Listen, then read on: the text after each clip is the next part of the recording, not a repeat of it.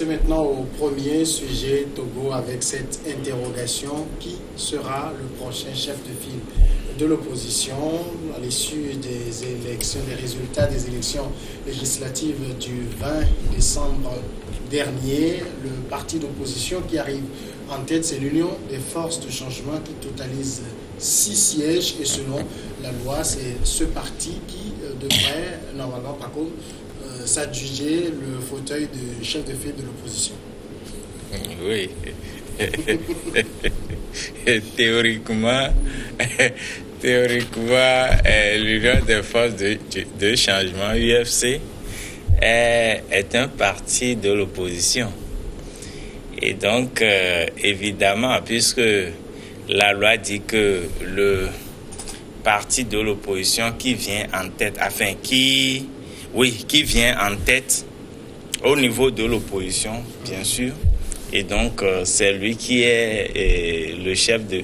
c'est son président qui est le chef de file de l'opposition. Donc, théoriquement, c'est M. Jékris Olympio qui est le chef de file de l'opposition, puisque c'est lui qui a 6 sièges.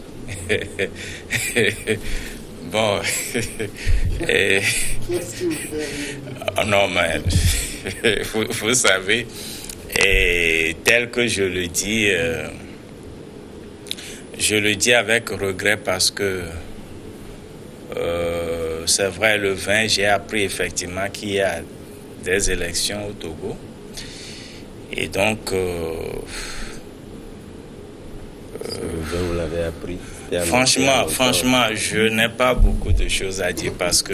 D'accord. Il n'y a pas d'allègement. Est-ce que vous pensez que ça va se jouer comme ça? C'est l'Union des forces de changement qui devrait occuper ce fauteuil?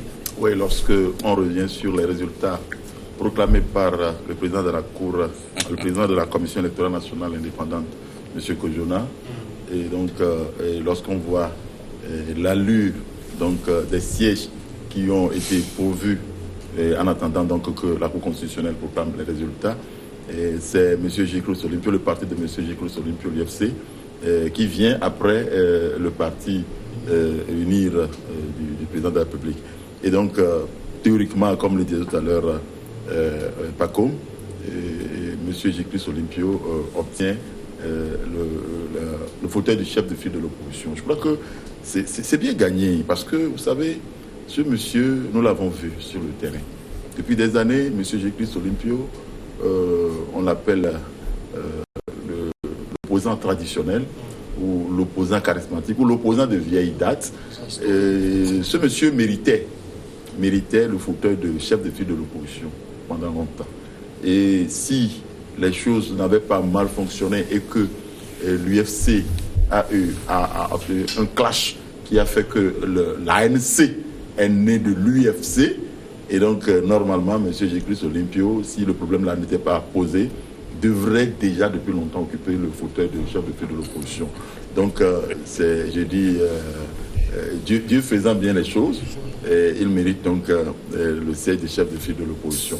On ne peut que souhaiter que cette fois-ci, le chef de file de l'opposition occupe vraiment la place de chef de file de l'opposition et pour faire une opposition positive. Parce que lorsque vous êtes chef de file de l'opposition, ce n'est pas que vous avez un siège qui vous permet donc de semer des troubles dans le pays, mais plutôt d'organiser l'opposition de façon à ce que ce soit une opposition qui permette au pays d'avancer sur le plan démocratique, sur le plan du développement, parce qu'on n'a pas opposant pour s'opposer au développement d'un pays.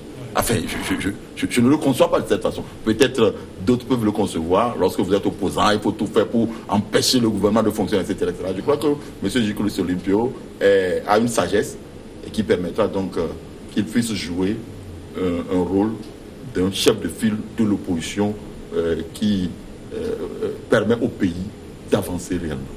Samuel, vous permettez juste un mot. Dans l'intervention de mon frère Agbo, on sent que occuper le fauteuil de chef de l'opposition est une fin en soi.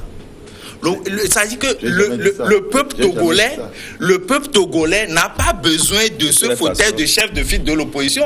On a besoin de changement. En fait, ce n'est pas on a besoin de changement. Est-ce qu'on a le changement? C'est-à-dire que lorsque nous parlons et que nous faisons comme si le chef de file le fauteuil de chef de file de l'opposition est une fin en soi. Moi, je ne suis pas. Mais c'est-à-dire que dans votre intervention, vous dites que pendant longtemps, il devrait occuper mériter ce fauteuil. Et maintenant, il a occupé le fauteuil. C'est comme si le peuple togolais, la lutte que le peuple togolais mène, c'est de voir quelqu'un comme M. Gilles Olympio occuper le fauteuil de chef de file de l'opposition. C'est-à-dire que le peuple veut le changement. Est-ce que le peuple a le changement? C'est la question qu'on doit se poser. Mais lorsque dans nos interventions, nous faisons comme si le combat qu'on mène, c'est d'occuper le fauteuil de chef de file de l'opposition. Moi, je trouve que c'est...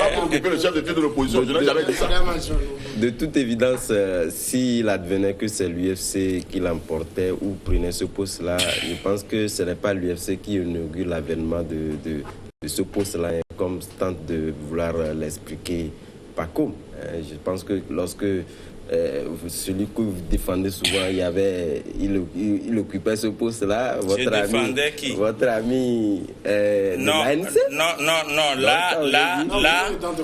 oui, mais non, c'est-à-dire que il faudrait que j'essaie de réajuster.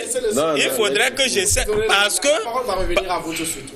Oui, non, en fait, moi, je faisais un petit parallèle par rapport à votre agissement de tout à l'heure, en voulant porter un peu un coup sur le fait que c'est l'UFC qui doit occuper ce poste-là et que ça causait problème. C'est pourquoi je disais qu'en réalité, c'est pas l'UFC qui inaugure l'avènement d'occupation de ce poste-là. Je pense que c'est un poste qui a été longtemps occupé, ou du moins par l'ANC pour la première fois. Et surtout aussi, ce n'est pas le chef de file de l'opposition, ce poste-là n'est pas une invention togolaise. Je pense que c'est une donne qui a été un peu généralisée à ce que pour donner certaines cotes d'autonomisation à l'opposition dans chaque pays. Et je pense que c'est intéressant qu'on puisse en arriver là. Mais aujourd'hui, ce que moi j'aimerais fondamentalement ajouter, c'est que on a vu l'UFC aujourd'hui, lorsque vous prenez son programme de société, et comment l'UFC, l'Union, veut aujourd'hui amener les Togolais à pouvoir décrisper l'atmosphère sans violence et avec des conceptions un peu qui encouragent, qui font qu'il faudrait quand même qu'on lui donne, qu'on lui attribue ce poste-là pour pouvoir arriver à ces faits-là. Et je pense qu'aujourd'hui, ces élections telles qu'elles sont déroulées, c'est vrai qu'on a écouté aujourd'hui son conseil sur les ondes de RFI, tout comme s'il y avait sujet à polémique sur ce poste-là, parce que vous savez, il y a les indépendants. C'est vrai que ce sont des groupes non organisés, donc il ne peut pas naturellement se prévaloir de ce poste-là parce que ce sont des indépendants.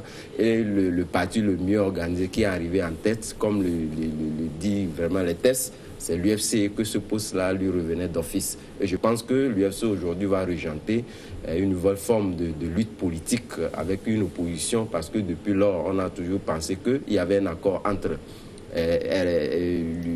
l'UNIR, RPT et l'UFC, qui font qu'aujourd'hui, les gens avaient développé un certain nombre d'idées d'exclusion, voyant en lui une certaine qui n'était pas dans une démarche de pouvoir être encore dans l'opposition. Or, l'UFC, lorsque vous prenez un peu les idéaux de l'UFC, il n'a jamais fléchi sur ses positions, malgré qu'ils sont dans cette logique de cohabitation, ou du moins cet accord-là qu'il est lié, il est certes au gouvernement, mais les gens n'appréciaient pas et pensaient qu'on devait l'exclure. Je pense qu'il est revenu en force, et d'ailleurs, il faudrait quand même apprécier aujourd'hui qu'il puisse encore renouveler ces idées-là pour nous permettre d'assister à autre chose que ce que nous connaissons d'habitude.